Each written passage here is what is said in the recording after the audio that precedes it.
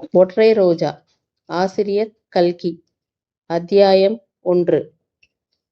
ஒரு சமயம் நான் பாபநாசத்துக்கு சென்றிருந்தேன். எதற்காக போனேன் என்று கேட்டால் நீங்கள் ஒருவேளை சிரிப்பீர்கள், சிலர் அனுதாபப்படுவீர்கள். BA பரீட்சைக்கு 3 தடவை போய் 3 தடவையும் தவறிவிட்டேன். இதனால் வாழ்க்கை கசந்து போய் இருந்தது.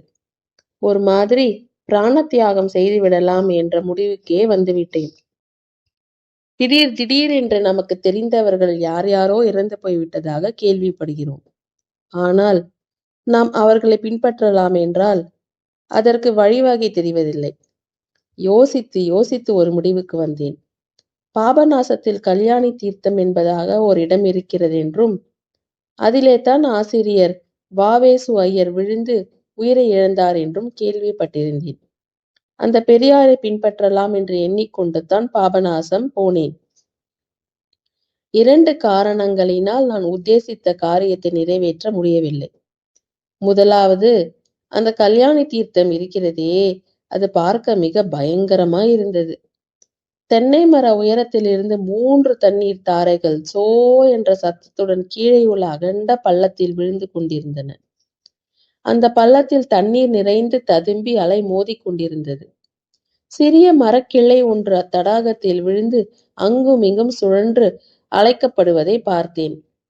இதிலே விழுந்தால் நம்முடைய தேகமும் இப்படித்தானே அழைக்கப்படும் என்று நினைத்த போது என் தைரியம் குலைந்து விட்டது. அன்னை பெற்றெடுத்த நாளிலிருந்து எத்தனை கஷ்டப்பட்டு வளர்த்த உடம்பு இது. இதற்கு எத்தனை எண்ணெய், எத்தனை சோப்பு, எத்தனை ஆடை அலங்காரம், எத்தனை வகை வகையான அன்னபானம். அடா, இதை புகைப்படம் பிடிப்பதற்காக மட்டும் எத்தனை செலவு. இவ்வாறெல்லாம் பேணி வளர்த்த உடம்பு அந்த பயங்கரமான தடாகத்தில் சுற்றி சுழன்று கொண்டிருப்பது என்னும் எண்ணத்தை என்னால் கொஞ்சம் கூட சகிக்கவே முடியவில்லை. அங்கிருந்து இறங்கி வந்து கீழே பாபநாசம் கோயிலுக்கு பக்கத்தில் பளிங்கு போன்ற தெளிந்த நீரோடும் நதியின் கரையில உட்கார்ந்து விட வேண்டும் என்றே தோன்றிவிட்டது. நதியின் வெள்ளத்தில் மந்தையாக தங்க நிற மீன்கள் நீந்தி விளையாடி கொண்டிருந்தன. அவை மேலே வரும்போது புரண்டு விழும் போது எண்ணமாக ஜொலித்தன. இந்த மீன்கள் இவ்வளவு குதூகலமாக விளையாடி கொண்டு திரிகின்றனே. BA பரீட்சை தேராததினாலே இவற்றுக்கு என்ன குறைவு வந்துவிட்டது? இதோ இந்த மரங்களில் எத்தனை விதமான பட்சிகள் எவ்வளவு ஆனந்தமாக பாடிக்கொண்டு வாழ்கின்றன. இவை BA பரீட்சையில் தேரவில்லையே. இதோ இந்த குரங்குகளைத்தான் பார்க்கலாமே, BA பட்டம் பெறவில்லையே என்று அவை கொஞ்சமாவது கவலைப்படுகின்றனவா? ஆணும் பெண்ணும் எவ்வளவு உல்லாசமாக மரங்களின் மீது ஏறியும் இறங்கியும் கிளைக்கு கிளை பாய்ந்தும் வாழ்கின்றன. தாய் குரங்கு அந்த குட்டி குரங்கையும் சேர்த்து கொண்டு மரத்துக்கு மரம் தாவுகிற அழகை என்னவென்று சொல்வது? அறிவில்லாத பிராணிகளும் பட்சிகளும் இவ்வளவு உல்லாசமாக வாழ்க்கை நடத்தும் போது நான் மட்டும் BA பரீட்சை தேரவில்லை என்பதற்காக ஏன் உயிரை விட முயல வேண்டும்? இத்தகைய முடிவுக்கு வந்து திரும்பி திருநெல்வேலி போய் சேர்ந்தேன். சென்னைக்கு 2ஆம் வகுப்பு டிக்கெட் எடுத்துக்கொண்டு ரயில் வண்டியில் ஏறினேன். ரயில் என்னமோ வேகமாகத்தான் போய்கொண்டிருந்தது. ஆனால் என் மனம் அதைவிட வேகமாக எங்கேயோ சஞ்சரித்துக் கொண்டிருந்தது. ஒரே இடத்தில் உட்கார்ந்திருப்பது கஷ்டமாக இருந்தது. அன்றைக்கு பாருங்கள், என்ன காரணத்தினாலோ அந்த வண்டியில் கூட்டமே இல்லை. உயர்ந்த வகுப்பு வண்டிகளை வழக்கத்தை விட அதிகமாகவே கோர்த்திருந்தார்கள் போலிருந்தது. நான் ஏறியிருந்த 2ஆம் வகுப்பு வண்டியில் நான் ஒருவனேதான். ஆகையால் உட்கார்ந்து அலுத்து போய்விட்டது. ரயில் நின்ற ஒவ்வொரு நிலையத்திலும் வண்டியிலிருந்து கீழே இறங்கி பிளாட்பாரத்தில் சிறிது நேரம் உலாவி விட்டு ரயில் புறப்படும் சமயத்தில் மறுபடியும் ஏறிக்கொண்டேன். ரயில் நிலையங்களில் சாதாரணமாய் நடமாடும் பலதரப்பட்ட ஜனங்களை பார்ப்பதில் ஒருவித உற்சாகம் ஏற்பட்டது. விருதுநகர் சந்திப்பில் அந்த உற்சாகம் சிகரத்தை அடைந்தது. ஆம், முதலில் நான் பார்த்தது, என் கண்ணையும் கவனத்தையும் கவர்ந்தது ஓர் ஒற்றை ரோஜா பூதான். அந்த ஒற்றை ரோஜா பூ ஒரு பெண்மணியின் எடுத்து கட்டிய கூந்தல் மீது வீற்றிருந்தது. கொலு வீற்றிருந்தது என்றும் சொல்லலாம். அவ்வளவு லட்சணமாயிருந்தது. தலை நிறைய ஒரு சுமை பூவை தூக்க முடியாமல் தூக்கி கொண்டு அலையும் சென்னை நகர் பெண்மணிகள் பலரை நான் பார்த்திருக்கிறேன். என்ன அநாகரீகம்! தலையில் புல்லுக்கட்டை சுமப்பது போல சுமக்கிறார்களே என்று எண்ணியிருக்கிறேன். அதற்கெல்லாம் மாறாக இவ்வளவு நாசூக்காகவும் நாகரிகமாகவும் கூந்தலில் ஒற்றை ரோஜாப்பூ அணிந்திருக்கும் பெண்மணி யாரோ என்று அறிய ஆவல் உண்டாயிற்று. ரயிலில் நான் இருந்த வண்டிக்கு 2 வண்டிக்கு அப்பால் அவள் இருந்தாள். அவள் தலை வெளியில் நீட்டப்பட்டிருந்தது. ஆனால் முகம் எனக்கு நேர் எதிர்ப்புறமாக திரும்பியிருந்தது. அந்த பெண்மணியின் முகம் எப்படி இருக்குமோ?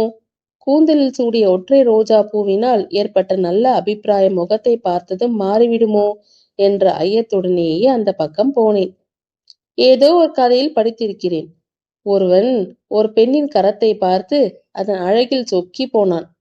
அவள் முகத்தை பார்த்ததும் பயங்கரமும் அருவருப்பும் அடைந்தான். இம்மாதிரி கதி எனக்கும் ஏற்பட்டு விடுமோ?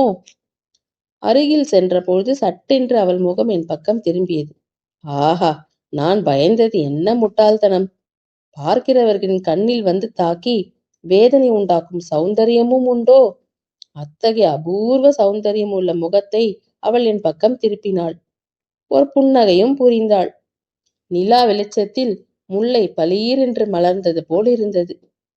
நான் எப்போதும் சங்கோசமோ கூச்சமோ அதிகம் இல்லாதவன்தான்.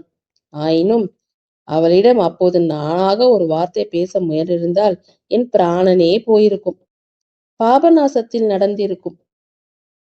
அந்த மாதரசி அதற்கு இடம் வையாமல் என்னிடம் அவளாகவே பேசிவிட்டாள்.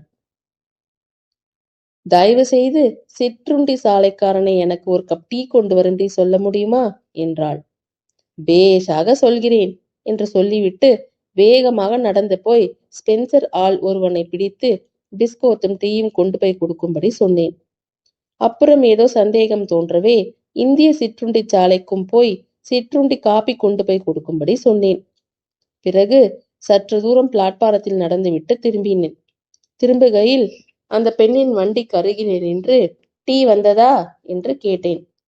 அவள் திரும்பி பார்த்து முகமலர்ச்சியுடன் ஓ, 1க்கு 2 மடங்காக வந்தது.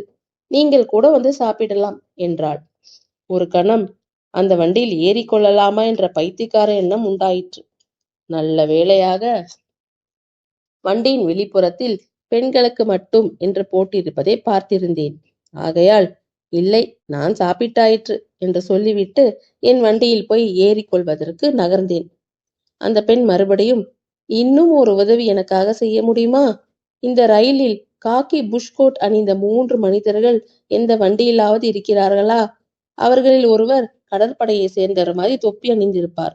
ஆனால் ஒருவேளை வண்டி புறப்படும் சமயம் ஆகிவிட்டதே என்றாள்.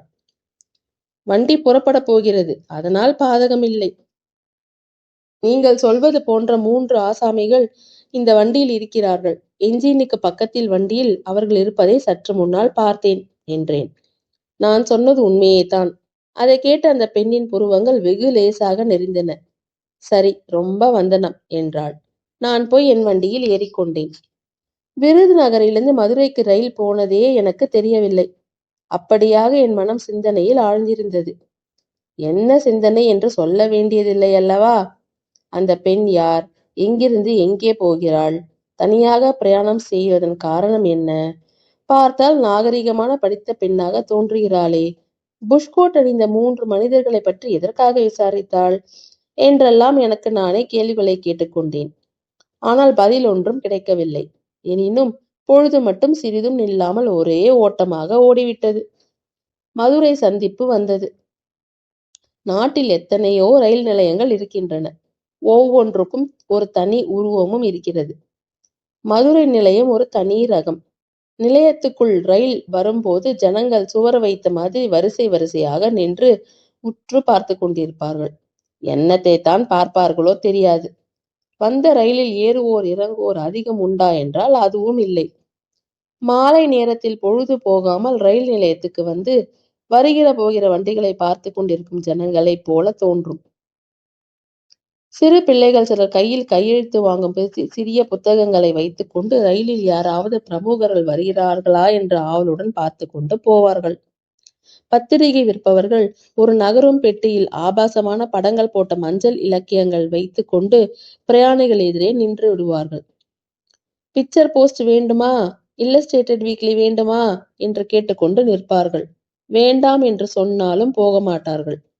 பெட்டியில் உள்ள ஆபாச புத்தகங்களின் மேல் அட்டையை பிரயாணிகள் பார்ப்பதற்காக காத்து கொண்டிருப்பார்கள். ஏதாவது ஒரு அட்டையின் மேல் அவர்களுக்கு ஆசை விழாதா என்ற நோக்கம். என் முன்னால் அப்படி ஒரு பெட்டி வந்து நின்றதும், இதேதடா தொல்லை என்று நான் கீழே இறங்கினேன். கூட்டத்தில் முண்டி அடித்துக் கொண்டு பிளாட்பாரத்தில் உலாவத் தொடங்கினேன். பெண்கள் வண்டியில் அந்த பெண்ணை காணவில்லை. சிறிது ஏமாற்றத்துடன் மேலே நடந்தேன். என்ஜினுக்கு அருகில் பிளாட்பாரத்தில் ஒரு சிறிய கும்பல் நின்றது.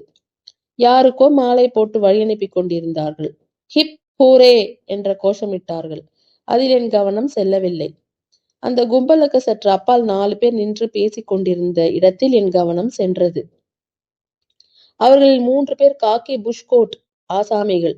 4வது நபர் என்னை அறியாமல் என் கண்கள் தேடிக்கொண்டிருந்த பெண். அப்போது அவள் என் பக்கம் பார்க்கவில்லை. தலையில் அணிந்த ஒற்றை ரோஜாவிலிருந்து தான் அவள் என்று தெரிந்து கொண்டேன். அவள் ஏதோ வேடிக்கையாக பேசியிருக்க வேண்டும். மற்ற 3 பேரும் நகைத்தார்கள். எனக்கு எரிச்சலாயிருந்தது. அவர்களிடையே போவதற்கும் தைரியம் இல்லை. அங்கிருந்து நகர்வதற்கும் மனம் வரவில்லை. அவர்கள் என்ன பேசிக் கொள்கிறார்கள் என்று அறிந்து கொள்ள ஆவல் உண்டாயிற்று.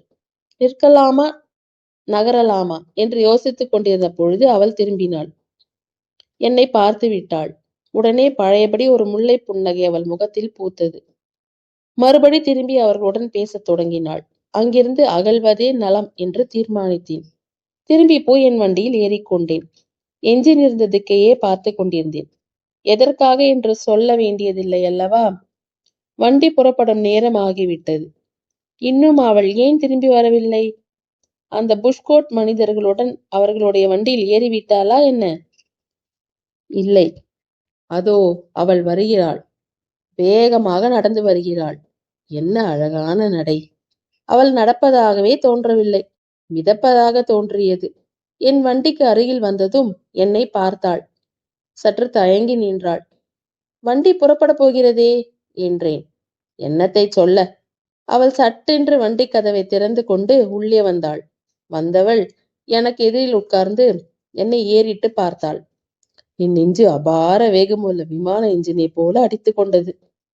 பாருங்கள், இப்போதெல்லாம் ரயிலில் தனியாக பிரயாணம் செய்வது அபாயம் என்று சொல்லுகிறார்களே.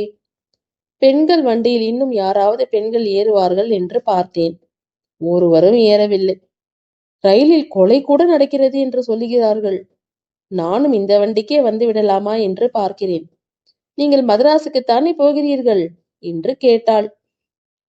எல்லை இல்லாத உற்சாகத்துடன் நான், ஆமாம், மதராசுக்குத்தான் போகிறேன். நீங்கள் பேஷாக இந்த வண்டிக்கே வரலாம். சாமான்களை கொண்டு வர சொல்லட்டுமா? ஏ போர்ட்டர் என்றேன். இப்போது வேண்டாம், அடுத்த ஸ்டேஷனில் பார்த்து கொள்ளலாம் என்று சொல்லிவிட்டு அவள் இறங்கிச் சென்றாள். அவள் இறங்கிய உடனே யாரோ ஒருவர் சடக்கென்று கதவை திறந்து கொண்டு உள்ளே வந்தார். கையில் ஒரு பிரயாண பெட்டியும் வைத்துக் கொண்டிருந்தார். பெட்டியை பலகையில் வைத்துவிட்டு என்னையும் போய்க் கொண்டிருந்த பெண்ணையும் 2-3 தடவை மாற்றி மாற்றி பார்த்தார். தொண்டையை கனைத்து கொண்டு, மன்னிக்க வேண்டும், ஒருவேளை இந்த வண்டி ரிசர்வ் ஆகியிருக்கிறதோ என்றார். ஆமாம் என்று பொய் சொல்லி அவரை இறங்கி போகச் சொல்லலாமா என்று என் மனதில் ஒரு கெட்ட எண்ணம் உதித்தது. இதற்குள் கார்டு குழல் ஊதும் சத்தம் கேட்டது. ரயில் புறப்படுவதற்குள் அவள் வண்டியில் ஏறி விடுகிறாளா என்று எட்டி பார்த்தேன். அந்த அழகிய ஒற்றை ரோஜாப்பூ கண்ணை கவர்ந்தது. அந்த பூவை அணிந்தவள் வண்டியில் ஏறியதும் ரயிலும் நகர்ந்தது. அத்தியாயம் 2. என் வண்டியில் ஏறிய மனிதர், அப்பா பயங்கரம் என்றார். அவரை ஏறிட்டு பார்த்தேன். படித்த நாகரீக மனிதராக காணப்பட்டார். வயது 40 இருக்கும். ஐரோப்பிய உடை தரித்திருந்தார். அவருடைய கண்கள் ரயிலின் அபாய அறிவிப்பு விளக்கை போல சிவப்பாக ஜொலித்தன. சட்டைப்பையிலிருந்து ஒரு புட்டியை எடுத்து அதிலிருந்த பானத்தை கடகடவென்று வாயில் விட்டு கொண்டு குடித்தார். ஐயோ, என்ன வெப்பம்! மரண தாகம் எடுத்துவிட்டது என்று தமக்கு தாமே சொல்லிக் கொண்டார். பிறகு என்னை நோக்கி, அந்த அற்புதத்தை பார்த்தீரா என்றார். எந்த அற்புதத்தை என்று கேட்டேன். இந்த ஒற்றை ரோஜா பூவைத்தான் என்றார். அதில் என்ன அற்புதம் என்று சிறிது கோபமான குரலில் கேட்டேன். அற்புதம் என்னவா? ஆம், உமக்கு தெரியாது. தெரிவதற்கு நியாயமில்லை. அந்த ஒற்றை ரோஜா பூவிலே தான் என் உயிர் இருக்கிறது என்று சொல்லிவிட்டு ஒரு விகாரமான புன்னகை புரிந்தார்.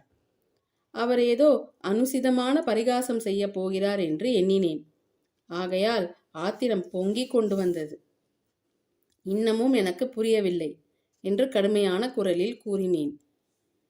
ஆமாம், அந்த ஒற்றை ரோஜா பூவில்தான் என் உயிர் இருக்கிறது. ஆகையினாலேயே 3 நாளாகியும் அது வாடாமல் இருக்கிறது என்றார். நான் சிறு பிள்ளையாக இருந்தபோது, ஒரு ஆரம்ப பள்ளிக்கூடத்தில் படித்து கொண்டிருந்த போது ஒரு தடவை எங்கேயோ பராக்கு பார்த்து கொண்டிருந்தேன். வாத்தியார் பிரம்பினால் சுளீர் என்று முதுகில் அடித்தார். அச்சமயம் என் தலையிலிருந்து 1000 மின்னல் கிளம்பி வெளியில் சென்றது போல தோன்றியது. அத்தகைய உணர்ச்சி இப்போதும் உண்டாயிற்று. அந்த ஒற்றை ரோஜா பூ சிறிதும் வாடாமல் இருப்பதன் அதிசயத்தை அதுவரையில் நான் எண்ணி பார்க்கவில்லை. அது நிஜ ரோஜா பூவாய் இருக்க முடியாது. நிஜ ரோஜாவைப் போல அபூர்வ வேலைப்பாட்டுடன் செய்த செயற்கை ரோஜா பூவாகத்தான் இருக்க வேண்டும். அதனால் என்ன?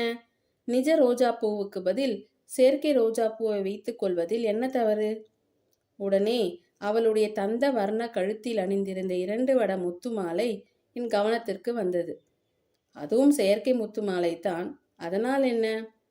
அவளுடைய கையில் அணிந்திருந்த அழகிய சங்கு வளையல்களும் என் நினைவுக்கு வந்தன.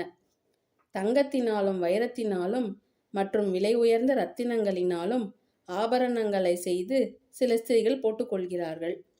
அதனால் அவர்களுடைய அழகு அதிகமாகி விடுகிறதா? அவலட்சணம்தான் அதிகமாகிறது. இம்மாதிரி சிந்தனையில் நான் ஆழ்ந்திருந்த போது அந்த மனிதர் தொண்டையை கனைத்து கொண்டு, இது 2ஆம் வகுப்பு வண்டியா என்று கேட்டார். ஆமாம் என்றேன். அதுதானே பார்த்தேன். என்னிடம் முதல் வகுப்பு டிக்கெட் இருக்கிறது. திண்டுக்கல்லில் முதல் வகுப்பு வண்டிக்கு போய்விடுகிறேன் என்றார். உடனே எனக்கு ஒரு மகிழ்ச்சி உண்டாயிற்று. அதை அவரும் தெரிந்து கொண்டார். அதற்குள் உமக்கு ஒரு எச்சரிக்கை செய்துவிட விரும்புகிறேன். என்ன எச்சரிக்கை என்று கேட்டேன். அந்த ஒற்றை ரோஜா பூக்காரியை பற்றித்தான். அவளுடைய ஊர் பெயர் உமக்கு தெரியுமா என்றார். தெரியாது, தெரிந்து கொள்ள விரும்பவும் இல்லை என்றேன். ஆனாலும் அந்த மனிதர் விடவில்லை. அவள் பெயர் மனோகரி, அவளுடைய ஊர் கொழும்பு என்றார். மனோகரி என்ற பெயரை கேட்டதும் என் உள்ளம் பூரித்தது. என்ன அழகான பெயர்! மனோகரி, மனோகரி என்று 2-3 தடவை வாய்க்குள் சொல்லி பார்த்து கொண்டேன். கொழும்பு நகரை பற்றி நான் எவ்வளவோ கேள்விப்பட்டிருக்கிறேன், ஆனால் பார்த்ததில்லை. நவ நாகரீகத்தில் சிறந்த அந்த நகரத்திலே தான் இத்தகைய பெண் பிறந்து வளர்ந்திருக்க கூடும். அதில் ஆச்சரியம் என்ன? அந்த மனிதருடைய பேச்சை கேட்பதில் எனக்கு ஏற்பட்டிருந்த அருவருப்பு மாறிவிட்டது. திண்டுக்கல் ஸ்டேஷன் வருவதற்குள் அவரிடமிருந்து அந்த பெண்ணை பற்றி கூடிய வரையில் தெரிந்து கொள்ள வேண்டும் என்ற ஆசையும் உண்டாகிவிட்டது. அடடா, அந்த ஆசையின் விளைவு என்ன கோர பயங்கரம்! முதலில் நினைத்தபடியே அவருடன் நான் பேச்சு கொடுக்காமல் இருந்திருக்க கூடாதா? உங்களுக்கும் கொழும்பு தான் போலிருக்கிறது. அந்த பெண் கொழும்பில் உங்கள் அக்கம் பக்கத்து வீட்டை சேர்ந்தவளோ என்று கேட்டுவிட்டேன். உடனே அவர் தம்முடைய கதையை ஆரம்பித்தார். பயங்கரமான விஷயங்களை படிக்க விருப்பமில்லாத வாசகர்கள் இந்த பகுதியை இங்கேயே விட்டுவிட்டு அடுத்த பகுதியிலிருந்து படிக்க தொடங்குவது நலம். அவர் கூறியதாவது, அவளும் நானும் அக்கம் பக்கத்தில் வசிப்பவர்கள் அல்ல. கொழும்பு நகரம் மிக பெரியது. அதில் நான் ஒரு பக்கத்திலும் அவள் ஒரு பக்கத்திலும் இருக்கிறோம். கண்டியிலிருந்து கொழும்புக்கு வரும் ரயிலில் தான் அவளை முதலில் பார்த்தேன். அந்த பாதையில் வரும்போது இரு பக்கத்திலும் உள்ள அழகிய காட்சிகளை பற்றி பேசாவிட்டால் நெஞ்சு வெடித்துவிடும். நீர் இலங்கைக்கு வந்ததில்லை. வந்திருந்தால், கண்டிப்பாக கொழும்பு பாதையில் பிரயாணம் செய்திருந்தால் உமக்கு நான் சொல்வது விளங்கும். அவ்வளவு அழகான இயற்கை காட்சிகளை உலகில் வேறு எங்கும் காண முடியாது.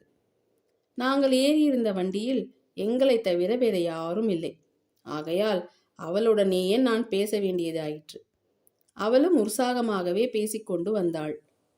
கொழும்பு ஸ்டேஷன் சமீபித்ததும் ஒருவருடைய விலாசத்தை ஒருவர் கேட்டு தெரிந்து கொண்டோம். அவளுடைய வாசம் வெள்ளவத்தை என்று தெரிந்து கொண்டேன். மதராசுக்கு மாம்பழம் எப்படியோ அப்படி கொழும்புக்கு வெள்ளவத்தை. தன்னுடைய வீட்டுக்கு ஒரு நாள் வரும்படி கேட்டுக்கொண்டாள். அடுத்த ஞாயிற்றுக்கிழமை வருகிறேன் என்று ஒப்புக்கொண்டேன். அந்தபடியே மறு ஞாயிற்றுக்கிழமை வெள்ளவத்தை சென்று அவளுடைய வீட்டை தேடி கண்டுபிடித்தேன். நான் போன போது அவள் வீட்டில் இல்லை. வேலைக்காரன் ஒருவன் இருந்தான்.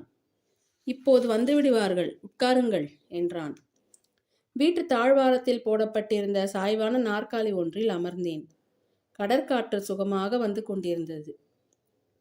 வீட்டு வாசலில் இருந்த பூந்தோட்டத்தில் புஷ்பச் செடிகளும் அலங்கார குரோட்டன்ஸ் செடிகளும் கொழு கொழுவென்று வளர்ந்திருந்தன. அவற்றில் ஒரே ஒரு ரோஜா செடியும் இருந்தது. அந்த செடியில் ஒற்றை ரோஜா ஒன்று மலர்ந்திருந்தது. நான் தான் புஷ்பங்களின் ராஜா என்று பறையறைந்து கொண்டிருந்தது. நேரமாக நேரமாக என் மனதில் ஒரு பதைப்பதைப்பு ஏற்பட்டது. இது யார் வீடோ என்னவோ, அந்த பெண்ணுக்கு சொந்தக்காரர்கள் எப்படிப்பட்டவர்களோ, அவள் அழைத்தாள் என்று நம்பி வந்துவிட்டோமே, இது சரியான காரியமா என்ற எண்ணங்கள் தோன்றி என் உள்ளத்தை குழப்பின. சிறிது நேரத்துக்கெல்லாம் மனோகரி வந்தாள். என்னை பார்த்ததும் அவள், வாருங்கள் வாருங்கள், நீங்கள் வருவதாக சொன்னதை மறந்துவிட்டேன் என்றாள். பிறகு அவளுடன் வந்தவருக்கு என்னை அறிமுகப்படுத்தி வைத்தாள். பிறகு என்னை உள்ளே அழைத்து போய் விருந்தினரை வரவேற்பதற்குரிய விசாலமான முன்னறையில் உட்கார வைத்தாள். சிறிது நேரத்துக்கெல்லாம் அவளும் வந்து எதிரில் உட்கார்ந்து கொண்டாள். வேலைக்காரன் டீ கொண்டு வந்து கொடுத்தான். நான் டீ சாப்பிட்டு கொண்டே இருக்கையில் என் பின்னால் வந்து யாரோ நிற்பதை உணர்ந்தேன். உடனே என் மண்டையில் படீர் என்றொரு அடி விழுந்தது. அவ்வளவுதான், செத்து விழுந்து விட்டேன். ஆமாம் ஐயா, ஆமாம், செத்துத்தான் விழுந்தேன். உமக்கு நம்பிக்கைப்படாததான், கதையை பூராவும் கேட்டுவிடும். செத்து விழுந்த என் பேரில் ஒரு கம்பளத்தை போட்டு மூடினார்கள். நான் செத்து போய்விட்டேன் என்று எனக்கு நன்றாக தெரிந்தது. ஆனால் என் உயிர் மட்டும் அங்கேயே சுற்றி வந்து கொண்டிருந்தது. என் உடம்பை இவர்கள் என்னத்தான் செய்ய போகிறார்கள் என்று அறிந்து கொள்ள விரும்பினேன். அதனால்தான் அங்கேயே வட்டமிட்டு கொண்டிருந்தேன். அன்று நள்ளிரவில் இந்த பெண்ணும் அவளோடு வந்த ஆடவனும் என் உடலை தூக்கி கொண்டு போனார்கள். தோட்டத்தில் ஒரு பெரிய குழி வெட்டப்பட்டிருந்தது. அதில் என் உடம்பை போட்டு புதைத்தார்கள். எல்லாம் முடிந்ததும் மனோகரி ஒரு பெருமூச்சு விட்டு, ஐயோ பாவம் என்றாள். அவள் கண்களில் கண்ணீர் துளிகளும் வந்தன. எனக்கென்னவோ பரம திருப்தி ஆகிவிட்டது. பிறகு அவர்கள் கொஞ்ச தூரத்தில் பூச்சட்டில் இருந்த ஒரு ரோஜா செடியை பெயர்த்து எடுத்து என்னை புதைத்த இடத்தின் மேல் அதை நட்டு விட்டார்கள். மனோகரி ஒரு சிறிய பாத்திரத்தில் தண்ணீர் கொண்டு வந்து ஊற்றினாள். அந்த தண்ணீருடன் அவளுடைய கண்ணீர் துளிகளும் கலந்ததாக எனக்கு தோன்றியது. என் உயிருக்கு இன்னமும் அவ்விடத்தை விட்டு போக மனமில்லை. அந்த குழியையும் தன் மேலிருந்த செடியையும் சுற்றி வட்டமிட்டு கொண்டிருந்தது. கொஞ்ச நாளைக்கெல்லாம் அந்த ரோஜா செடியில் ஒரு மொட்டு விட்டது. அந்த மொட்டுக்குள் போய் என் உயிர் புகுந்து கொண்டது. மொட்டு மலர்ந்து பூவாயிற்று. நானும் அதிலேயே காத்திருந்தேன். மனோகரி அந்த ரோஜாவை பறித்து தன் கூந்தலில் சூடிக்கொள்வாள் என்ற ஆசையோடு காத்திருந்தேன். அம்மம்மா, அப்படி காத்திருக்கும் போது ஒவ்வொரு வினாடியும் ஒரு யுகமாக இருந்தது. கடைசியில் அவள் வந்து தன் தங்க கரத்தினால் அந்த ரோஜாவை பறித்து தன் தலையிலே சூடிக்கொண்டாள். அப்புறம் தான் என் ஆத்மா சாந்தி அடைந்தது. தம்பி, உன்னை பார்த்தால் நல்ல அறிவாளியாக தோன்றுகிறது. ஆகையால் நீயே ஒருவேளை ஊகித்து கொண்டிருப்பாய். அவர்கள் வீட்டு தாழ்வாரத்தில் சாய்மான நாற்காலில் சாய்ந்து கொண்டு சிறிது நேரம் தூங்கிவிட்டேன். அப்போது நான் கண்ட கனவையே இத்தனை நேரம் சொன்னேன். மனோகரி திரும்பி வந்த பிறகு அப்படியெல்லாம் என்னை ஒன்றும் செய்துவிடவில்லை. மரியாதையாக பேசி திருப்பி அனுப்பினாள். அதன் பிறகு அடிக்கடி நாங்கள் சந்திப்பதுண்டு. இருந்தபோதிலும் அவளுடைய கூந்தலில் ஒற்றை ரோஜா பூவை கண்டால் மாத்திரம் எனக்கு ஒரு திகில் உண்டாகி விடுகிறது. அன்று கண்ட கனவு நினைவுக்கு வந்து விடுகிறது. அம்மனிதர் பாதி கதையை சொல்லி கொண்டு வந்த போது அவர் பைத்தியக்கார ஆஸ்பத்திரியிலிருந்து தப்பி வந்தவராயிருக்க வேண்டும் என்று எண்ணிக்கொண்டேன். அவரிடம் இவ்வண்டியில் தனியாக மாட்டிக்கொண்டோமே என்று கொஞ்சம் கவலையாகவும் இருந்தது. அவ்வளவும் கனவு என்று அவர் கதையை முடித்த போது என்னை அறியாமலேயே பெருமூச்சு விட்டேன். இவர் ஒரு விளையாட்டு மனிதர் என்று முடிவு செய்து கொண்டேன். ஆயினும் இப்படியெல்லாம் பயங்கரமாக ஏன் கற்பனை செய்ய வேண்டும்? அவருடைய மூளையில் ஏதேனும் கோளாறு இருந்தாலும் இருக்கலாம். ரயில் வண்டி தண்டவாளம் மாறும் கடபட சத்தம் கேட்கலாயிற்று. திண்டுக்கல் ஸ்டேஷனுக்குள் வண்டி போய்க் கொண்டிருக்கிறது என்று தெரிந்து கொண்டேன். இதோ பாரும், நான் திண்டுக்கல்லில் இறங்கி முதல் வகுப்பு வண்டி ஏதாவது காலி இருக்கிறதா என்று பார்த்து வருகிறேன். அதுவரையில் இந்த பெட்டி இங்கேயே இருக்கட்டும். ஒரு விஷயம், அந்த பெண் உம்முடன் பேச மறுபடியும் வருவாள் என்று தோன்றுகிறது. அவள் கூந்தலில் உள்ள ஒற்றை ரோஜா பூவை எப்படியாவது நீர் எடுத்து வைத்திருந்து என்னிடம் ஒப்பித்தால் 1000 ரூபாய் உமக்கு கொடுக்கிறேன். இல்லை, 1000 ரொம்ப குறைவு. 2000 ரூபாய் தருகிறேன். சரிதானே? ஆனால் அவளுக்கு மட்டும் தெரியக்கூடாது. தெரிந்தால் உயிருக்கே ஆபத்து. தெரிந்ததா? இந்த மனிதருக்கு மூளை கோளாறு தான், சந்தேகமே இல்லை. பெட்டியும் எடுத்துக்கொண்டு தொலைந்து போகக்கூடாதோ? மறுபடியும் இவர் இங்கேயே வருவதாயிருந்தால் நாம் இறங்கி வேற வண்டி பார்த்து கொள்ள வேண்டியதுதான் என்று தீர்மானித்தேன். அத்தியாயம் 3. திண்டுக்கல் ஸ்டேஷனில் வண்டி நின்றது. சிறுமலை வாழைப்பழம், சாம்பார் சாதம், பிரியாணி என்னும் கூக்குரல்கள் காதை துளைத்தன. அந்த மனிதர் இறங்கி அவசரமாக போனார். பெட்டியை வைத்து தொலைத்து விட்டுத்தான் போனார். அந்த பெண் ஒருவேளை இந்த வண்டியில் ஏறிக்கொள்ளலாம் என்று வந்தால் இந்த பெட்டி ஒரு தடையாயிருக்கும் அல்லவா? அவர் கூறியவற்றில் ஏதேனும் கொஞ்சமாவது உண்மை இருக்குமா? அந்த பெண்ணின் ஊர் கொழும்பு, அவள் பெயர் மனோகரி என்பவை ஏனும் நிஜமாயிருக்குமா? அதிக நேரம் நான் யோசிக்க முடியவில்லை. அவளே வந்துவிட்டாள். என் வண்டியின் அருகில் வந்து நின்றாள். நானும் மரியாதைக்காக கீழே இறங்கினேன். இங்கே ரயில் எத்தனை நேரம் நிற்கும் என்று கேட்டாள். 5 நிமிஷம்தான் நிற்கும். அப்படியானால் என் சாமான்களை இங்கே ஏற்ற முடியாது. திருச்சிராப்பள்ளியில் தான் மாற்ற வேண்டும். இந்த வண்டியில் வந்து ஒருவர் ஏறினாரே, அவர் இறங்கி போவதை பார்த்தேன். அவர் என்னை பற்றி ஏதாவது சொன்னாரா என்றாள். ஆம், ஏதேதோ சொன்னார். அதையெல்லாம் நான் பொருட்படுத்தவில்லை. அவர் என்னத்தான் சொன்னார் என்று கேட்டாள். உங்கள் ஊர் கொழும்பு என்றும் பெயர் மனோகரி என்றும் சொன்னார். உங்களை அவருக்கு பழக்கம் உண்டு என்றும் கூறினார். அவ்வளவு வரை அவர் கூறியவை உண்மைத்தான். வேறொன்றும் சொல்லவில்லையா? இன்னும் ஏதோ உளறினார். அதையெல்லாம் ஏன் கேட்கிறீர்கள்? ஆம், என்னை பற்றி ஏதாவது அவதூறு சொல்லியிருப்பார். அதையெல்லாம் நீங்கள் நம்பாததற்கு ரொம்ப வந்தனம். நான் பயந்தது உண்மையாயிற்று. அங்கே புஷ்கோட் மனிதர்கள் 3 பேர், இங்கே சூட் போட்ட ஒருவர், ஆக 4 பேர் என்னை தொடர்ந்து இந்த வண்டியில் வருகிறார்கள். நீங்கள் தான் எனக்கு உதவி செய்ய வேண்டும். எதற்காக உங்களை தொடர்ந்து வருகிறார்கள்? எதற்காக நீங்கள் பயப்பட வேண்டும்? எனக்கு ஒன்றுமே புரியவில்லையே. உண்மையில் அபாயம் ஏற்படுவதாயிருந்தால் சும்மா இருந்து என்ன பயன்? ரயில்வே போலீசாரிடம் சொல்லலாமே என்றேன். வேண்டாம் வேண்டாம், போலீசாரிடம் மட்டும் சொல்ல வேண்டாம். அதை காட்டிலும் இவ்விதம் கூறிய மனோகரி பேச்சை நடுவில் நிறுத்தி என் வண்டிக்குள் எட்டி பார்த்தாள். அங்கே வைத்திருந்த பெட்டி அவளுடைய கவனத்தை அடியோடு கவர்ந்து விட்டதாக தெரிந்தது.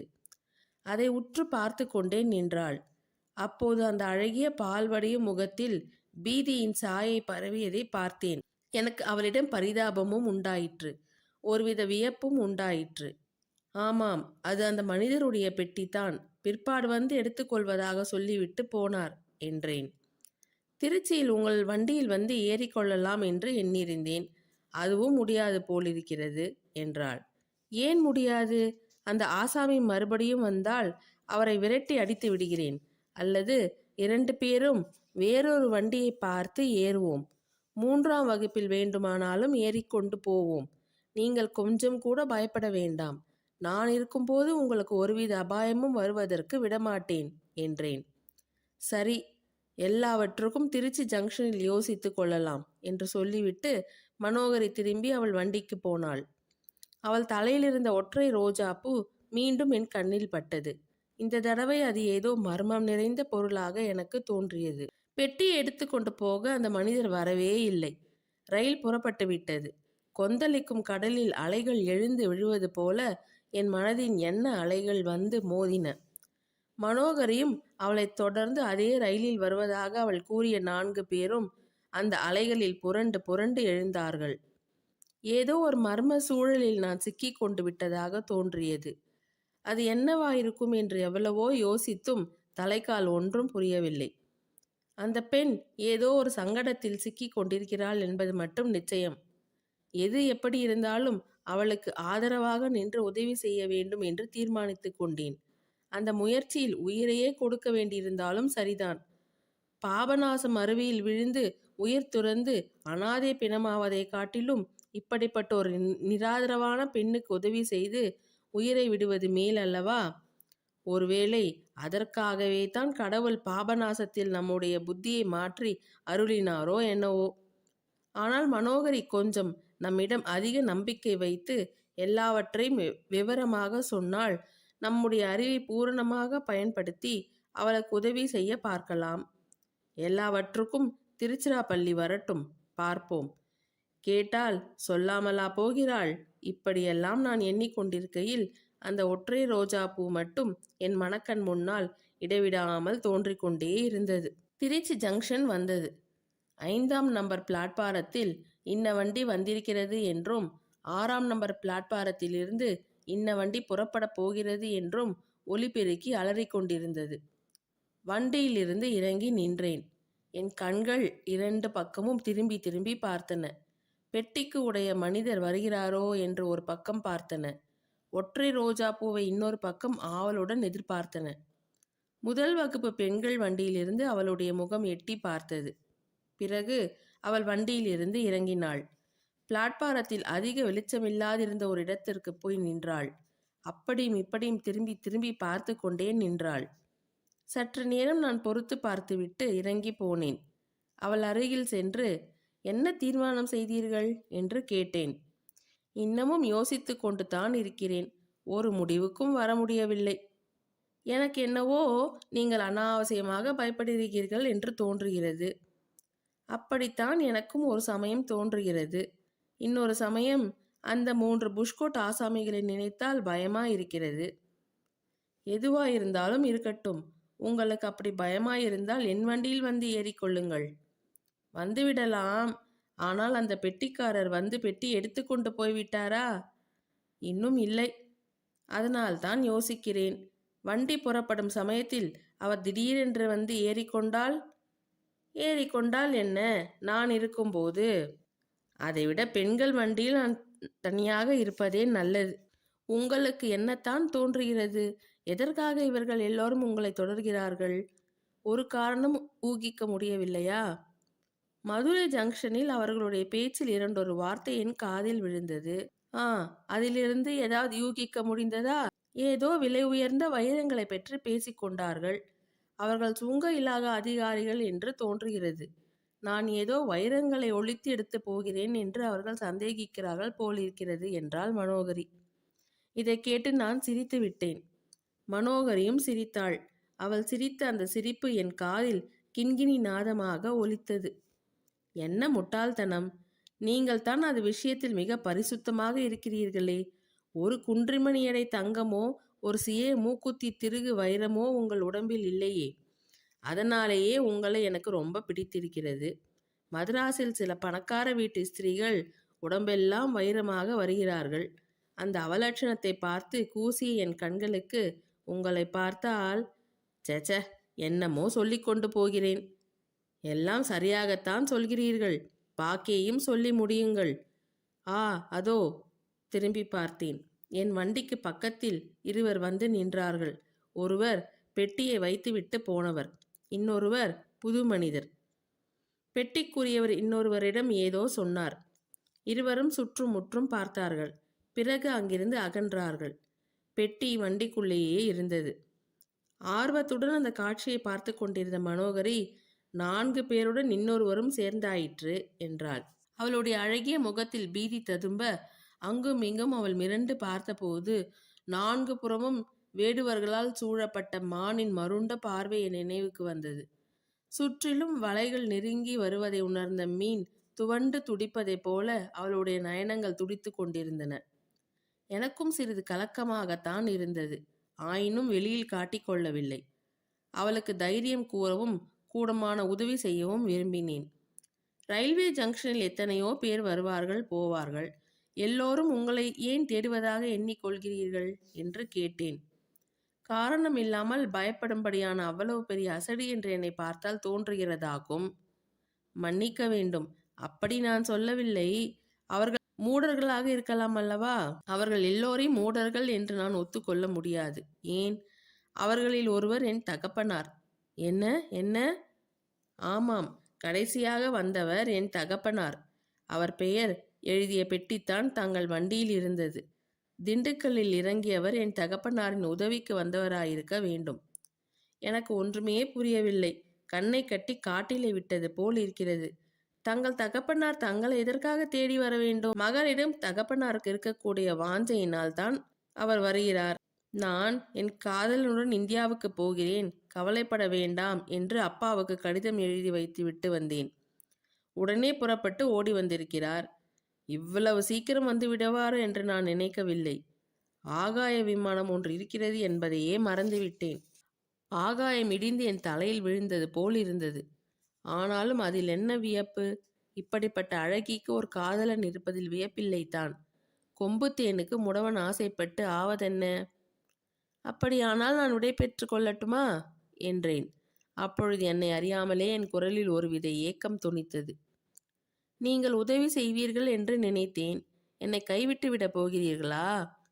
நான் என்ன செய்ய முடியும்? உங்கள் தந்தையே வந்திருக்கும் போது ஓர் உதவி உங்களால் செய்ய முடியும். முடிந்தால் அவசியம் செய்கிறேன். சிறிது நேரத்துக்கு என் காதலனாக நடிக்க வேண்டும். அதாவது என் தந்தையின் முன்னிலையில்.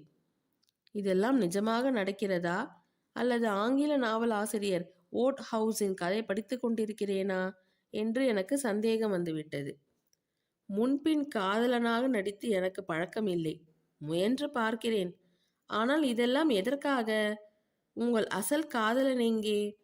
அசல் காதலனும் இல்லை, அப்பீல் காதலனும் இல்லை. அப்பாவுக்காக அப்படி வெறுமனே எழுதி வைத்துவிட்டு வந்தேன். இப்போது அதை உண்மைப்படுத்த வேண்டியிருக்கிறது. தங்களைத்தான் நம்பியிருக்கிறேன். நம்பினவர்களை நான் கைவிடுவதில்லை. என்னால் இயன்ற உதவி செய்கிறேன். பரிசு என்ன தருவீர்கள்? பரிசா? என்னிடம் என்ன இருக்கிறது கொடுப்பதற்கு என்றாள் மனோகரி. தங்கள் தலையில் கூடியிருக்கும் ரோஜா பூவை கொடுத்தால் போதும். இன்றைய சம்பவத்தின் ஞாபகார்த்தமாக வைத்துக் கொள்வேன். மனோகரின் பால்வடியும் முகத்தில் அப்போது ஒரு லேசான நிழல் சாயை படர்ந்ததை கவனித்தேன். அப்போது என் உள்ள நிறைவிலும் ஒரு கள்ளம் புகுந்தது. இவள் உண்மையாக அபாயத்தில் சிக்கிக் கொண்டிருப்பவள் தானா? அல்லது எல்லாம் வெறும் நடிப்பா? ஒரு பெரிய கபட நாடகத்தின் அங்கமா? மனோகரி அந்த ஒற்றை ரோஜாவை தன் கூந்தலிலிருந்து எடுத்து கையில் வைத்து கொண்டு, இது வெறும் வர்ண காகிதம். தங்களுடைய உதவிக்கு எதையா பரிசாக கொடுப்பது? தயவு செய்து மன்னியுங்கள். நான் மட்டும் பத்திரமாக சென்னைக்கு போய் சேர்ந்தால் புத்தம் புதிய மனமுள்ள ரோஜா மலர்களை வாங்கி மாலையாக தொடுத்து தருகிறேன் என்றாள். எனக்கு மெய் சிலிர்த்தது. அவள் தன் தங்க கையினால் என் கழுத்தில் ரோஜா மாலை சூட்டுவதாகவே கற்பனை செய்து கொண்டு மகிழ்ந்தேன். உண்மையாக செய்யட்டும், செய்யாமற் போகட்டும். இவ்வளவு ரசனையுடன் பேசக்கூடிய பெண்ணுக்காக என்னத்தான் செய்யக்கூடாது? தங்களை பத்திரமாக சென்னை கொண்டு போய் சேர்ப்பது என் பொறுப்பு. சிறிதும் அதை பற்றி கவலை வேண்டாம் என்றேன். இப்படி நான் சொல்லிக் கொண்டிருக்கும் போதே 7-8 பேர் எங்களை நோக்கி வருவதை பார்த்தேன். அப்படி வருபவர்களில் 2 பேர் போலீஸ்காரர்கள் என்பதும் தெரிந்தது. எனக்கு திக் திக் என்று அடித்து கொண்டது. ஆயினும் பக்கத்தில் மனோகரி இருப்பதை முன்னிட்டு மனதை தைரியப்படுத்தி கொண்டேன். அவர்கள் எங்கள் அருகில் வருவதை பார்த்ததும் மனோகரி அவர்களை எதிர்கொள்பவளைப் போல முன்னோக்கி நடந்தாள். நானும் சென்றேன். இருவரும் தூண் ஓரத்து நிழலிலிருந்து நல்ல வெளிச்சத்திற்கு வந்துவிட்டோம். கைப்பெட்டிக்காரர் என்னை போலீஸ்காரர்களுக்கு சுட்டி காட்டினார். இந்த ஆள்தான், இவனை கைது செய்யுங்கள் என்றார். எதற்காக என்று மனோகரி பெண் சிங்கத்தைப் போல கம்பீரமாக முன்னால் நின்று கேட்டாள். உன்னை உன் தகப்பனாருக்கு தெரியாமல் ஏமாற்றி அழைத்து வந்ததற்காகத்தான். அது பொய். நான் என் இஷ்டத்தினால் வந்தேன். இப்படி அவர்கள் வாதமிட்டு கொண்டிருக்கும் போதே போலீசார் இருவரும் என் இரு பக்கத்திலும் வந்து நின்று மரியாதையாக வந்துவிடு என்றார்கள். நானும் மரியாதையாக அவர்களுடன் நடந்தேன். போலீஸ் விவகாரங்களில் சிக்கி வழக்கமில்லாதவன் ஆதலால் ஒரு பக்கம் திகிலாயிருந்தது. மற்றொரு பக்கத்தில் மனோகரிக்காக இதை செய்கிறோம் என்ற திருப்தியும் ஏற்பட்டது. சீக்கிரத்தில் இந்த குழப்பம் நீங்கிவிடும். நம்மை போலீசார் ஒன்றும் செய்துவிட முடியாது என்று திடப்படுத்தி கொண்டு நடந்தேன். அத்தியாயம் 4. ரயில்வே போலீஸ் ஸ்டேஷனுக்கு என்னை கொண்டு போனார்கள். என்னுடைய பெட்டி படுக்கையும் கொண்டு வரப்பட்டன. புஷ்கோட் மனிதர்கள் 3 வந்து பெட்டி படுக்கைகளை சோதனை போட்டார்கள். என்னையும் சோதித்தார்கள். துணிகளை கிழித்து மட்டும் பார்க்கவில்லை. மற்றபடி சாங்கோபாங்கமாக தேடினார்கள். என்னிடமிருந்து ஒன்றும் அகப்படவில்லை. அவர்கள் ஏமாற்றத்துடன் திரும்பியதாக தெரிந்தது. அன்றிரவு நான் தூங்கவில்லை என்று சொல்லவும் வேண்டுமா? என் எண்ணமெல்லாம் மனோகரின் பேரிலேயே இருந்தது. அந்த ஒற்றை ரோஜா பூவின் ஞாபகமும் அடிக்கடி வந்தது. காலை 3 மணி சுமாருக்கு என்னை விடுதலை செய்து விட்டார்கள். பெரிய போலீஸ் அதிகாரி ஒருவர் வந்து, தவறுதல் நடந்துவிட்டது, உம்மை பிடித்து வைப்பதற்கு எவ்வித முகாந்திரமும் இல்லை. அந்த முட்டாள்கள் உம்மை பிடித்து அடைத்தார்கள், அதற்காக ரொம்பவும் வருந்துகிறேன் என்றார். அதனால் பாதகமில்லை, இது எனக்கு ஒரு நல்ல அனுபவம் என்று சொல்லிவிட்டு கிளம்பினேன். காலை 4 மணிக்கு திருச்சியிலிருந்து புறப்படும் பாசஞ்சர் வண்டியில் ஏறி செல்ல தீர்மானித்தேன். மறுபடியும் அதே பிளாட்பாரத்துக்கு போனேன். மனோகரியும் நானும் நின்று பேசிக்கொண்டிருந்த அதே தூண் மறைவுக்கு மறுபடியும் சென்றேன். நான் எதிர்பார்த்தது வீண் போகவில்லை. தூண் ஓரத்தில் அந்த ஒற்றை ரோஜா பூ, காகிதப்பூ கிடந்தது. மனோகரி அதை கையில் எடுத்து எனக்கு காட்டிவிட்டு மறுபடியும் தலையில் வைத்து கொண்டாள் அல்லவா? சரியாக வைத்து கொள்ளவில்லை. ஆகையால் அது கீழே விழுந்து விட்டது. விழுந்ததை அவள் கவனிக்கவில்லை. ஆனால் நான் கவனித்தேன். இதற்குள் போலீசார் நெருங்கிவிட்டபடியால் நாங்கள் இருவரும் முன்னோக்கி சென்று விட்டோம். அந்த ஒற்றை ரோஜா பூவை இப்போது ஆவலுடன் எடுத்து என் பெட்டிக்குள் வைத்து பூட்டிக்கொண்டேன். சிறிது நேரத்துக்கெல்லாம் ரயிலும் வந்தது. அதில் ஏறிக்கொண்டேன். மனோகரி முதலியவர்கள் என்ன ஆனார்கள் என்று தெரிந்து கொள்ள எனக்கு ஆவல் இல்லாமற் போகவில்லை. அது எப்படியும் பின்னால் தெரியும் என்று நிச்சயப்படுத்தி கொண்டேன். ரயில் புறப்படும் சமயத்தில் அந்த கைப்பெட்டிக்காரர் பிளாட்பாரத்திற்கு ஓடி வந்து அங்கும் இங்கும் அலைந்தார். நான் அவரை கையை தட்டி அழைத்தேன். அவர் என்னை பார்த்ததும் ஆவலுடன் அருகில் வந்தார். பெரிய பிசகு நேர்ந்து விட்டது, மன்னிக்க வேணும். சென்னையில் தங்கள் விலாசம் என்ன? அங்கே வந்து எல்லாம் விவரமாக சொல்கிறேன் என்றார். என் விலாசத்தை அவருக்கு தெரிவித்துவிட்டு, எனக்கு கொஞ்சம் கூட வருத்தமில்லை என்று மனோகரியிடம் சொல்லுங்கள் என்றேன். சென்னைக்கு திரும்பி வந்து 2 நாள் வரையில் என் அறையை விட்டு கிளம்பவில்லை. பத்திரிகைகளை மட்டும் ஆவலுடன் பார்த்தேன். ஒரு பிரபல சுதேச சமஸ்தான மகாராஜாவின் பிரசித்தி பெற்ற விலை உயர்ந்த வைரம் காணாமற் போய்விட்டதென்றும், இலங்கை போலீசார், சுங்க அதிகாரிகள் முதலியோர் அதை தேடி வருகிறார்கள் என்றும் பத்திரிகையின் ஒரு மூலையில் சிறிய செய்தி ஒன்று காணப்பட்டது. அன்றிரவு என் அறை கதவை இறுக தாளிட்டு கொண்டேன். அந்த ஒற்றை ரோஜா பூவை எடுத்தேன். அதை கோத்திருந்த நூலை பிரித்துவிட்டு கையினால் தட்டினேன். மேஜை மீது டனார் என்று விழுந்தது. கண்ணை பறித்தது என்று ஆசிரியர்கள் எழுதுவார்களே, என் வாழ்க்கையில் அன்றைக்கு தான் அது உண்மையாயிற்று. அந்த மாதிரி விடிவெள்ளி. அவ்வளவு பெரிய வைரத்தை, கண்ணை பறிக்கும்படி ஒளி வீசிய வைரத்தை நான் அன்று வரை பார்த்ததே இல்லை.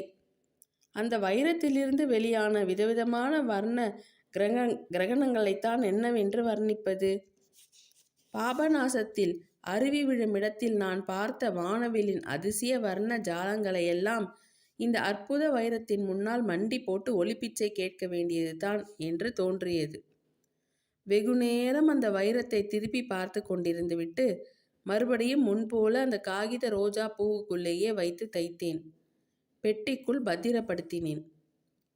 மறுநாள் நான் எதிர்பார்த்திருந்த மனிதர் வந்தார். தவறு நேர்ந்ததன் காரணங்களை விளக்கினார். அந்த பெண், நான் என் காதலனோடு இந்தியாவுக்கு போகிறேன், என்னை தேட வேண்டாம் என்று தகப்பனாருக்கு கடிதம் எழுதி வைத்துவிட்டு அவருக்கு தெரியாமல் வந்துவிட்டாளாம். தகப்பனார் வைர வியாபாரியாம். ஒரே ஒரு வைரம் மட்டும் எடுத்து போகிறேன், அது எனக்கு உங்கள் சீதனமாக இருக்கட்டும் என்று அந்த காகிதத்தில் எழுதியிருந்தாளாம். அந்த வைரம் ஒரு மகாராஜாவுக்கு சொந்தமான விலை உயர்ந்த வைரம் என்றும் 1.5 லட்சம் பெருமானது என்றும் கூறினார். தகப்பனார் பெண்ணையும் வைரத்தையும் தேடிக்கொண்டு புறப்பட்டார். அவள் ரயிலில் பிரயாணம் செய்கிறாள் என்று அறிந்து முன்னதாக விமானத்தில் திருச்சிக்கு வந்து விட்டாராம். இந்த மனிதரையும் தன்னுடைய ஒத்தாசைக்கு அழைத்து வந்தாராம். இதெல்லாம் சுங்க அதிகாரிகள் காதில் அரைகுறையாக விழுந்ததில் அவர்கள் வைரத்தை சுங்கவரி கொடுக்காமல் கொண்டு போவதை தடுக்க முயற்சி எடுத்தார்களாம். மனோகரி தன் கடிதத்தில் குறிப்பிட்ட காதலன் நானாகத்தான் இருக்க வேண்டும் என்று தவறாக எண்ணி என்னை கைது செய்ய இவர் ஏற்பாடு பண்ணினாராம். என்னுடைய வாயை பிடுங்கி அந்த ஒற்றை ரோஜா பூவில் வைரம் இருக்கிற விஷயம் எனக்கு தெரியுமா என்று அறிந்து கொள்வதற்காக அம்மாதிரி பயங்கர கதையை அவர் கற்பனை செய்து கூறினாராம். என்னை விட அவள் பெரிய கற்பனைக்காரி. ஒரு காதலனையே சிருஷ்டி செய்து விட்டாள் என்பது எனக்கு என்னமாய் தெரியும். ஆனால் சில சமயம் கற்பனையை காட்டிலும் உண்மையில் நடப்பது அதிசயமாய் இருக்கிறது. உன்னை நினைத்து நினைத்து அந்த பெண் உருகி கொண்டிருக்கிறாள். சர்தார் பவன் ஹோட்டலில் தகப்பனும் மகளும் தங்கியிருக்கிறார்கள். அவர்களை போய் பார் என்றார் அந்த மனிதர். அத்தியாயம் 5. மறுநாள் சர்தார் பவன் ஹோட்டலுக்கு போனேன். மனோகரி மட்டும் அறையில் இருந்தாள். அவள் தகப்பனார் என்னை பார்ப்பதற்காகத்தான் போயிருப்பதாக சொன்னாள்.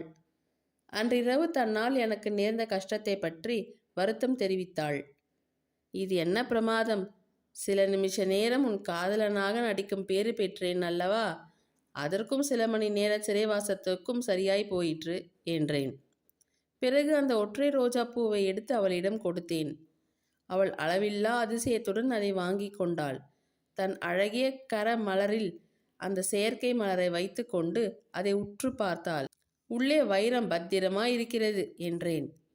வைரம் இருப்பது உங்களுக்கு எப்படி தெரிந்தது என்று மேலும் வியப்புடன் கேட்டாள்.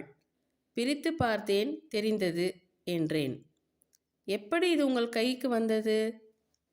தூண் நிழலில் நின்று இந்த காகிதப்பூ எதற்கு? நிஜ ரோஜாப்பூ மாலை வாங்கி தருகிறேன் என்றாயே, அந்த இடத்திலேயே கிடந்தது. இதை கொடுக்க மாட்டேன் என்று சொன்னது நியாயம்தான். 1.5 லட்சம் ரூபாய் வைரத்தை யார்தான் ஒரு அந்நியனுக்கு கொடுப்பார்கள்? எனக்கு விளங்கவில்லை. உபயோகம் இல்லாமல் ஏன் போக வேண்டும்? எனக்கும் கொஞ்சம் சட்டம் தெரியும். பெண்கள் அணிந்திருக்கும் நகைக்கு சுங்கவரி கிடையாது என்றாள். அப்படியானால் ஏன் அதை ஒளித்து கொண்டு வர வேண்டும் என்று முணுமுணுத்தேன். என் தந்தை வைர வியாபாரி. என்னை வைர நகை போட்டுக்கொள்ளும்படி எத்தனையோ தடவை நிர்பந்தித்திருக்கிறார். நான் மறுத்துவிட்டேன். இந்த ஒற்றை வைரத்தை மட்டும் எடுத்து வந்தேன். எவ்வளவு பெருமானம் உள்ளது என்று எனக்கு தெரியாது. 100 ரூபாய் வைரமே என் காரியத்துக்கு போதுமானதாய் இருந்திருக்கும். அது என்ன அபூர்வமான காரியம்? இன்னும் அந்த மர்மம் எனக்கு விளங்கவில்லையே என்று கேட்டேன். அந்த கேள்விக்கு பதில் சொல்லாமல் மனோகரி என்னுடைய நிலைமையை பற்றி விசாரிக்கலானாள். நான் கதாநாயகனாக தகுதியுள்ளவன் அல்லன். BA பரீட்சையில் கோட் அடித்தவன் என்றேன். நிஜமாகவா? நீங்கள் BA பரீட்சை எழுதி தோல்வி அடைந்தீர்களா என்று கேட்டாள். ஒரு தடவை மட்டுமல்ல, 3 தடவை பரீட்சைக்கு போய் தோல்வி அடைந்தேன். 3 தடவையா தோல்வி அடைந்தீர்கள் என்று கேட்டுவிட்டு மனோகரி விழுந்து விழுந்து சிரித்தாள். அதில் என்ன அவளுக்கு அவ்வளவு சந்தோஷம் என்பது எனக்கு தெரியவில்லை. சரி சரி, நீ சிரித்து முடி, இன்னொரு நாள் வந்து பார்க்கிறேன் என்று சொல்லிவிட்டு கிளம்பினேன். அவள் போக வேண்டாம் என்று தடுத்தும் நான் நிற்கவில்லை. ஆண் பிள்ளை அல்லவா, ரோசமாயிராதா? திரும்பி கூட பார்க்காமல் போய்விட்டேன். அத்தியாயம் 6. என் ஜாகைக்கு திரும்பிய போது அங்கே மனோகரியின் தகப்பனார் காத்திருந்தார். அவரும் ஒரு அத்தியாயம் தெரிவித்தார். பேச்சின் நடுவில், என் மகளுக்கு நீங்கள் மிகவும் ஒத்தாசையாயிருந்தீர்களாம். டீ வாங்கி கொடுத்தீர்களாம். அவள் எனக்கு ஒரே பெண். அதனால்தான் 1.5 லட்சம் ரூபாய் வைரம் போனாலும் போகிறது, பெண் உயிரோடு பிழைத்தாளே, அதுவே போதும் என்று திருப்தி அடைந்திருக்கிறேன் என்றார்.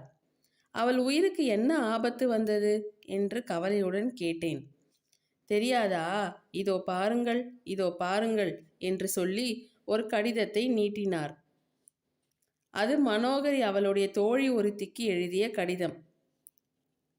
மனோகரி இலங்கையில் ஏதோ ஒரு பரீட்சைக்கு போனதாகவும் அதில் அவள் தேரவில்லை என்றும் அக்கடிதத்தில் குறிப்பிடப்பட்டிருந்தது.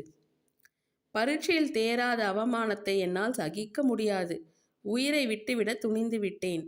இங்கேயே இருந்து அப்பாவுக்கு துயரம் கொடுக்க விரும்பவில்லை. வைரத்தை பொடி பண்ணி சாப்பிட்டால் உடனே உயிர் போய்விடும் என்று சொல்கிறார்கள் அல்லவா? அப்பாவின் வைரம் ஒன்றை எடுத்துக்கொண்டு இந்தியாவுக்கு போய் உயிரை விடுவது என்று தீர்மானித்து விட்டேன். என் உண்மையான சிநேகிதி நீ ஒருத்திதான். ஆகையால் உனக்கு மட்டும். கடிதத்தை இதற்கு மேல் நான் படிக்கவில்லை. ஐயையோ, என்ன காரியம் செய்துவிட்டேன் என்று பதறி எழுந்தேன். என்ன என்ன என்று மனோகரின் தந்தையும் பதறிக்கொண்டு எழுந்தார். வைரம் என்னிடம்தான் இருந்தது. இப்போது தான் தங்கள் மகளிடம் போய் கொடுத்துவிட்டு திரும்பி வந்தேன் என்றேன். அட பாவி, என்ன காரியம் செய்தாய்? என் குடியை கெடுத்து விட்டாயே என்றார் அந்த பெரியவர். அவர் கொண்டு வந்திருந்த டாக்ஸியில் ஏறிக்கொண்டு இருவரும் பறந்து சென்றோம். என் நெஞ்சு அந்த சில நிமிஷங்களில் எப்படி துடித்தது என்று சொல்லவே முடியாது. அந்த அழகிய பொன்மேனியை பிணமாகத்தான் காணப்போகிறோம் என்று எண்ணி பதைத்தேன். ஆனால் என்ன சந்தோஷமான ஏமாற்றம்! ஹோட்டலில் அவர்கள் தங்கியிருந்த அறைக்கு சென்றபோது அறைக்குள்ளிருந்து குதூகலமாக பாடும் குரல் கேட்டது. உள்ளே நாங்கள் இருவரும் சென்று விழுந்தோம். எங்களுக்குத்தான் உயிர் போய்விடும் போலிருந்தது. வைரம் எங்கே என்று இருவரும் ஒரே காலத்தில் கேட்டோம். மேஜையை அவள் சுட்டி காட்டினாள்.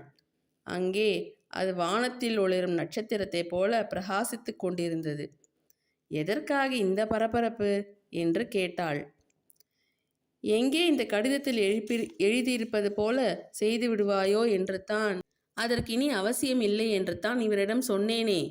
இந்த மனிதர் 3 தடவை BA பரீட்சையில் தோல்வி அடைந்துவிட்டு இவ்வளவு உற்சாகமாக இருக்கிறார். ஒரு தடவை தோற்றதற்காக நான் ஏன் உயிரை விட வேண்டும் என்றாள் மனோகரி. ஆரம்ப அதிர்ச்சி, மகிழ்ச்சி எல்லாம் ஒரு வாரம் அடங்கிய பிறகு மனோகரியின் தகப்பனார், இந்த பெண்ணை சமாளிக்க இனி என்னால் முடியாது. நீர்தான் இவள் உயிரை காப்பாற்றினீர். இனியும் இவளை நிர்வகிக்கும் பொறுப்பை நீர்தான் ஏற்க வேண்டும் என்றார். கடவுளே, என்னால் எப்படி அது முடியும்? இந்நாளில் பசிக்கு அரிசி கிடைப்பதே துர்லாபமாயிருக்கிறது. நானோ ஏழை. இவளுடைய பசிக்கு வைரம் எப்படி வாங்கி கொடுப்பேன்? அதுவும் 50-100 ரூபாய் வைரமா? 1.5 லட்சத்திற்கு எங்கே போவேன் என்றேன். மனோகரின் தகப்பனார் இப்போது தான் முதல் தடவையாக கடகடவென்று சிரித்தார். நான் கூட வைர வியாபாரத்தை விட்டுவிடப் போகிறேன். இந்த பெண் இருக்கும் இடத்திலேயே வைரம் வைத்திருக்கப்படாது என்றார். எங்கள் திருமணத்தின் போது மனோகரி தன் வாக்குறுதியை நிறைவேற்றினாள். மனமுள்ள புது ரோஜா மலர்களால் கட்டிய மாலையை என் கழுத்தில் சூட்டினாள். மனோகரி வைர நகை மட்டும் அணிவதில்லை. எங்கள் வீட்டிலேயே வைரம் வைத்துக் கொள்வதில்லை. எதற்காக அத்தகைய விஷ பரீட்சையை பார்க்க வேண்டும்? என்ன கேட்கிறீர்கள்? BA பரீட்சை எங்கள் திருமணம் நடந்த உடனேயே முதற் காரியமாக பாபநாசத்துக்கு மறுபடியும் போனோம். அங்குள்ள இனிய நதி வெள்ளத்தில் இருவரும் கைகோத்து கொண்டு இறங்கி எல்லா பரீட்சைகளுக்கும் சேர்த்து முழுக்கு போட்டோம். நதிக்கரையில் மரங்களில் வாழ்ந்த பட்சிகள் எங்கள் செயலை ஆமோதித்து மங்கள கீதம் பாடின. ஒற்றை ரோஜா கதை முற்றும்.